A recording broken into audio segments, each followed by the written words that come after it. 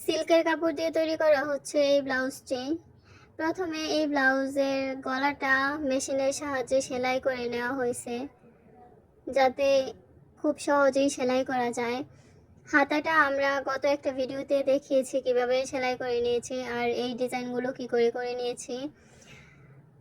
তারপর গলার মধ্যে যে স্টোনগুলো আছে সেগুলো আমরা আঠা দিয়ে আস্তে আস্তে লাগিয়ে তারপর এই ডিজাইনটা তৈরি করেছি।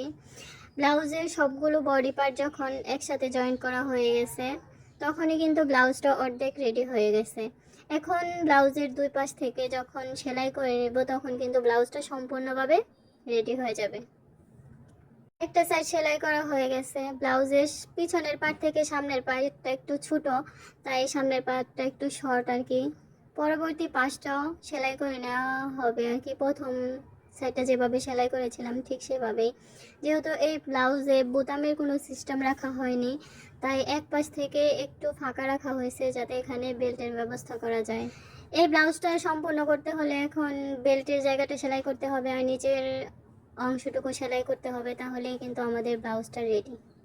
যাই হোক, দেখতে দেখতে আমাদের সম্পূর্ণ ব্লাউজটা তৈরি হয়ে গেছে। এই হচ্ছে আমাদের এই সিল্কের কাপড় দিয়ে তৈরি করা এই ব্লাউজটি। তৈরি করতে যদিও অনেক সময় লেগেছে, এই ডিজাইনগুলো করতে অনেকটা সময় ব্যয় করা হয়েছে আর কি। তারপরেও এটা এই সুন্দর লুকটা দেখার পর আর কোনো কষ্ট মনে হচ্ছে না।